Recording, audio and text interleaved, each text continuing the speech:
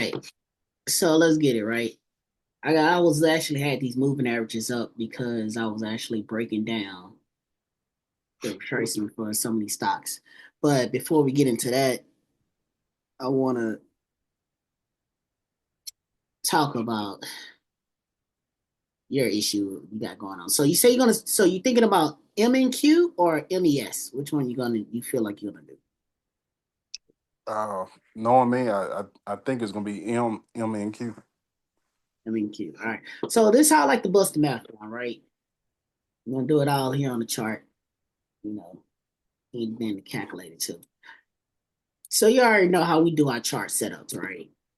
But remember, this is the thing I always tell you in futures, right? You coming into the futures market, it's a lot of price action in the weekly range. In options, we'll go all the way up to the months, the years, and all this other fancy stuff, right? We doing all this fancy charting, right?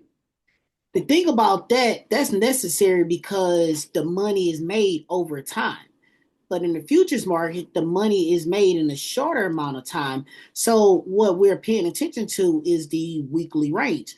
When you start understanding the concept of like, hey, all my money is in this weekly range, but typically it's a 1 hour candle or maybe less than that where your money resides, right? That's why I marked this weekly range because I don't need the whole entire week to get paid to get the money I want and get out of there. You really don't, but you just want to understand where you operating at.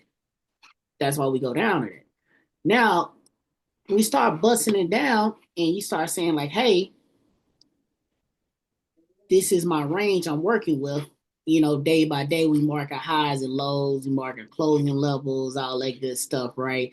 So today, when you roll into the market, you done your due diligence last night, right? So you'll say, hey, this is Tuesday low, and that is Tuesday high. This the range you're working with. What all reason why another thing that serves a good purpose, right? Because that tells you how many ticks you got. This range is worth 2,646 ticks. When you understand how much room you have, that allows you to say, how much money can I make in this particular trading session? You feel where I'm coming from? Yeah. So my goal is either getting, I'm using the wrong little symbol here. That ain't what I want. That ain't what I want. I need here. So my goal is either get in here, right? Or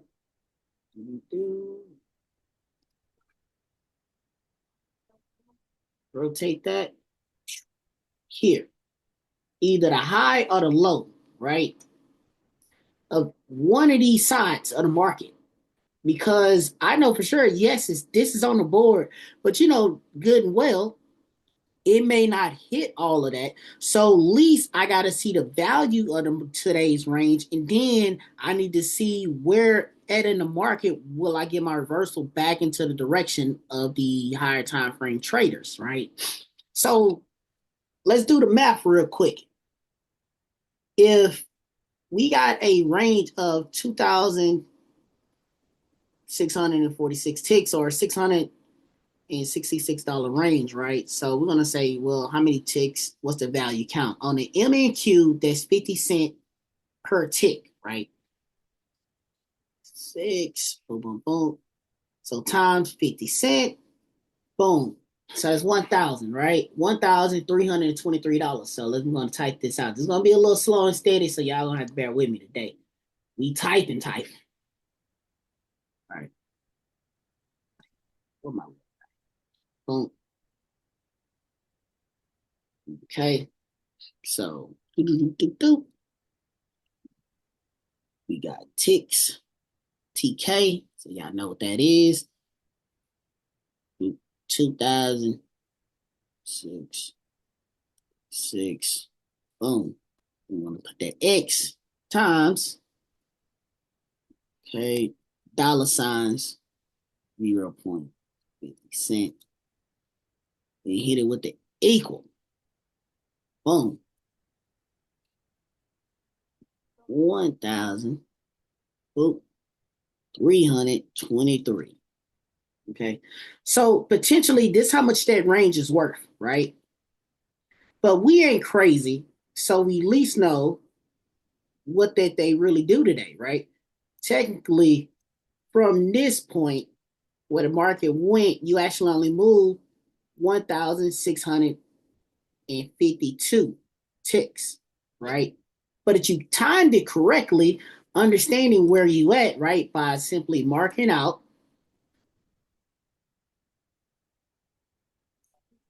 your closing price of Tuesday market, because that's what the market or the auctioning process already started out from. Who that boy? Paul Tudor Jones always say that, right? So you understand, like, hey, this where I'm the auctioning process happening. I'm in a downtrend because we reading the trends here. We ain't being special. Trend is our friend here, right? We ain't trying to overcomplicate this. This is what's happening. We ain't getting all fancy with the technique. But y'all see what's going on. Y'all see the vibe. 1, 2, buckle my shoe. Going to the dirt, right? So from there, you can determine and say, hey, what do I have here, right? Fib game, you can run it from this Monday high, boom, Tuesday low. All right, we got up to the 50% held. Well, we also got closing price of Tuesday. Come on now. Still in the downtrend. So we closing here. So your rejection. You would have aimed for the Tuesday low, but if you don't quite get it, it is what it is. Now, mind you, it did set up this order block here. So we would have kept that on our palette to say, well, this could be a potential target for price to go if price side to break down. The chart getting a little messy. Somebody please say something because I want you to go back and review this. Okay. So from the 50%, I like the 61%, but we know this is where closing price at. They couldn't quite get there because you already know to the high, you got $141 to the high, which is 564 ticks. So you want to push the stop loss at the high above the 618 because I already hit and rejected there from the jump from last night, right? So when you're looking at it last night, it already touched, did a 618 retracement. During the Asian market, it went into consolidation. I love consolidation because what happens after consolidation, a breakdown occurs, right? So since we already know it went up there, rejected off the fib, consolidated here, my target would have been down there. So I would have been looking, saying, how much can I give up for a safe break? This low is always good, right? Because you know, hey, they've been here before. Well, and hopefully, if they can crack this low again, they're going to be failure and they'll give me what I want, right? Typically, one bar stop is always a good play. I like one bar stops. So whatever your high would have been, you wouldn't want to put your stop loss there, but you would have been risking 837 ticks, right? So to do the math, I'll keep track of this. I'm not changing in calculators. So let's say, well, how much this trade would have cost me? 836 times 50 cents. Boom, that's $418. You doing a 50K account, you got 2,000, right? Right. Okay. So let's say you want that stop loss. Okay. SL, stop loss. So this would cost you $418.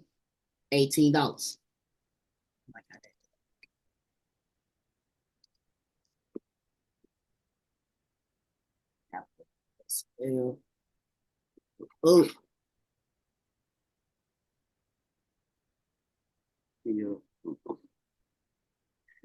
right. So that would have cost you around that ballpark, right? Cool.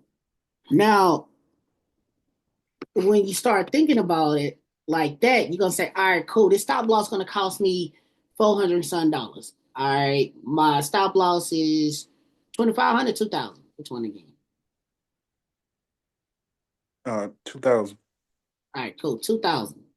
All right. So 2,000 minus 418, boom. So you mess up, you still got 1,500 to go.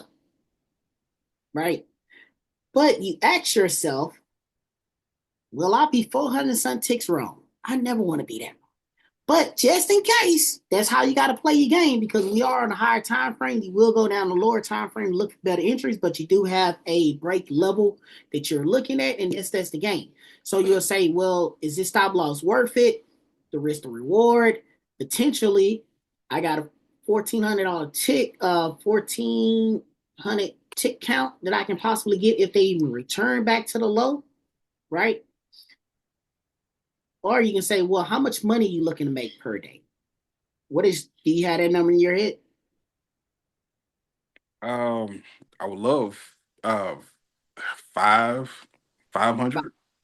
All right, 500. All right, so we're gonna say so when you got a number in your head like that, you want to take 500 divided by 50 cent per tick.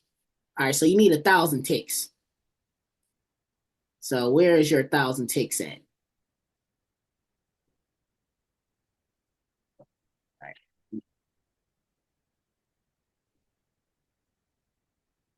Hold on. All right, that's the ballpark. Stop loss bigger than you go. Whatever. Hmm. Actually, all right, I messed up there. I lied. I was kind of wrong thing. I knew something was off. So that's about 1,000 ticks. This sure go. Right? Boom. There's your target. Now, there's your target, $500. Boom, boom, boom. So you're gonna risk 418. On my handy dandy little sticky tab at again. Boom. Boom. 500 TP. All right.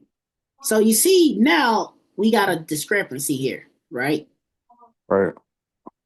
So to make this make sense, we got to take down the stop loss because they're going to break this level. We can give them one candlestick stop. You're going to have a limit order sitting there, or you're going to say the previous two candles, right? Because when you really start breaking it down, we already seen the field. Y'all can go back and look at that field. And then we're going to get rid of this. Get rid of this line here. We don't care about that. All right. So you really want to say like, hey, will they go stop at this candle, or do you want this candle, right, to make the stop loss more reasonable? And then you can kind of work your jelly like that to say like, okay, this is what I got. This is what I'm dealing with. Can I make this work? Maybe yes, maybe no. But really and truly, if you're gonna have that break of structure, it should just break and dump, and you shouldn't have to worry that much. But reality today, yes, it did break down, but this broke down at 6 a.m. They played around a little bit, but technically, this was the last hurrah candle at 9 o'clock. Then they gave you one last pump at 11, which definitely would have shook you out of your position because this went back towards your entry. If you locked in any form of profits, it would have stopped you out and then it would have came back down. But the lowest this candle actually got to, what price action got to, was 800 ticks, right, in this move. Even though they went through the block, violated a little bit, I'm sure it's something down here. I'm sure it is. I want to find out. Something right up in here. They pivoted off of this for a reason. So when we start going down into the lower time frames, we can start figuring out like what was it? What caused that discrepancy? What caused the pivot? And we can start figuring out like, okay, cool, what happened?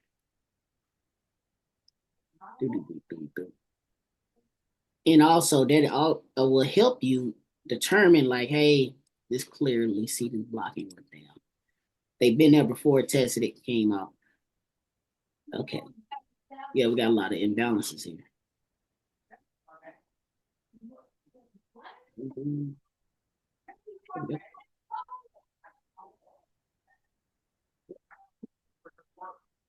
Yeah, no, son, these little roller straight up candles, they came back, filled that, and then pivot. I'm sure it's something else a little more defined on the lower time frame, but we're just gonna stop right there because we go too dang on long. You already know what happens. So you didn't lock in no profits. You would have lost this trade, but if you would have got in at the break or that low, or when you come down to lower time frames, because you're looking for that sniper entry, you would have seen it was breaking down from market structure coming into the New York hour, right? They say, when I don't know when you're getting up, but you would have had kept your eye on this head low. Boom. Then you could have kept that tighter stop loss in there or smoother trade. You can find resistance, but with your target, you just got to trail your stops. They probably would have got you there. You would have been trailing because you look at it now, it had this crazy little spike up at 10 o'clock. I think some news dropped. So the lowest you got to is 656 on the tick count. Most cases, I like to sit back and just hold my trades and let them just roll on down to where they need to go, locking a little bit of profits. But stuff like this, I'll be honest with you. Move this stupid thing out the way. Candles like this, it tears me alive because I'm in the trade. I got my consolidation, we got my breakdown. But when this candle come back up, right, and then they do this, it wears me out. On the days that I trade and I'm trailing, and if I had that extended target, because I may have a 1 point target on crude oil, which is 100 ticks, right? Or I may have that 100 plus tick trade on gold, or I want that thousand tick trade on them other tickers, right? But think about it is you're gonna have these type counters come in, so that's why you gotta say like, hey, what is a reasonable amount of ticks that I can get per day that will happen in a row without one of these spikes? So when you're doing your back testing, you want to look at and say like, how often do this happen? How far do the market go before it has a correction? I take all that into account and I say, well, this target hits more often versus this time, right? So then we can actually go a little bit lower. They have to make the screen up here rather than down. So if you want to make sure you got a guaranteed win, no break evens, nothing, you want to readjust about how much you actually bag in on one single trade. The goal is to have one trade that will see me through without having to take multiple chunks. Because when you start taking multiple chunks, that's when you get into the place of using trades and that simple goal is saying I just need 500 today to turn into an impossible. Or this one day I told myself, I said, I'm gonna make $1,000 today, right? I hit my goal, I just went in the wrong direction.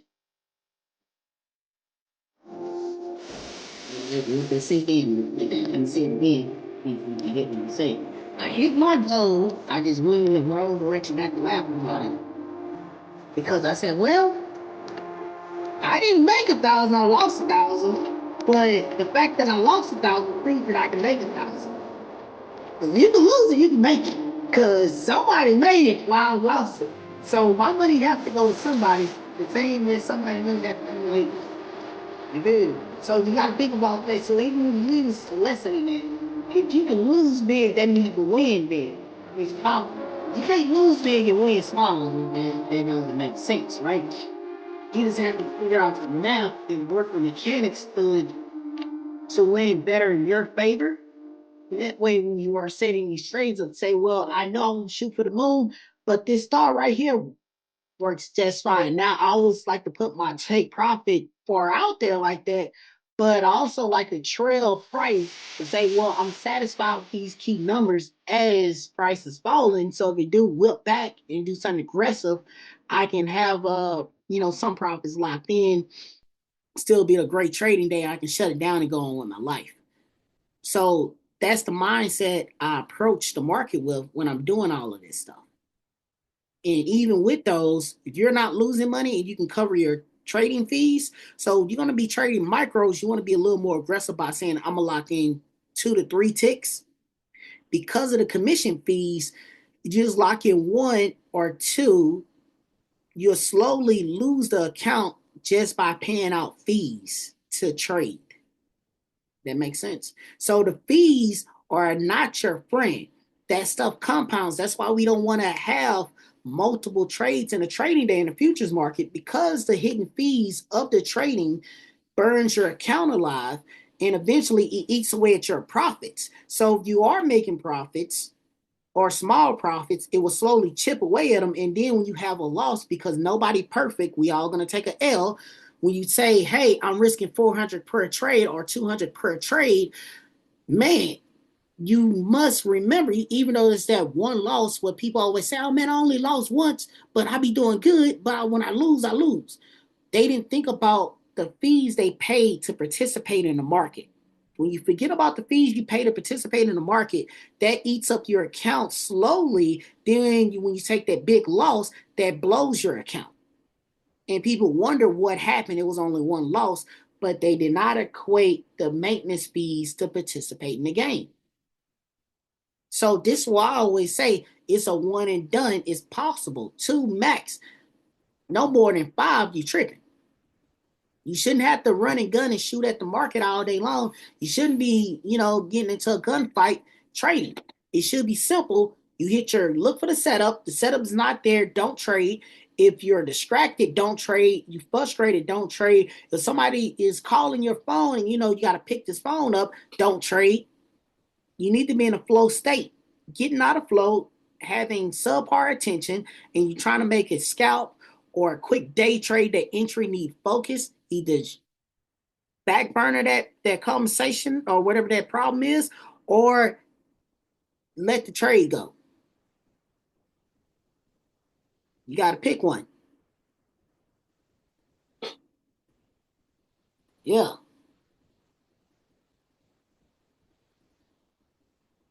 Thank you. That's what I'm talking about, Freddie. Right about that.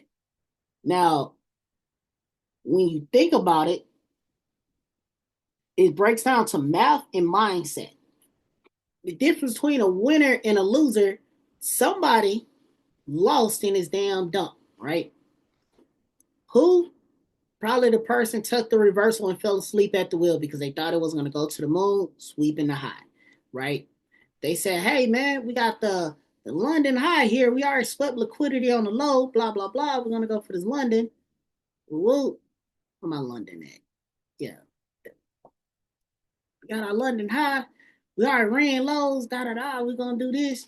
See, we already took liquidity here, right? They're going to say, yeah, we hit this little low right here. Woo, boom, we took the low. Now we're going to the moon because you got gamblers, right? Remember, this is a 6-minute chart. Majority of people trade the NQ, trade that thing on a 1-minute chart. 5-minute, 1 minute, 3 minute. They don't really be up here. They don't be this high. This is high time frames for an NQ trader. For embassy trading future market, this is high time frame. They normally on the 3-minute, 1-minute chart unless you got a bag and you can swing and you sitting back and you're already in the profits. You've been in profits for a while. You'll start scaling back on your time frame. But the typical trader looking for entry, they're down here on that 1-minute chart. Now, the fun part about this is let's go to it on a lower time frame so you can see what I'm talking about. I want to cut some.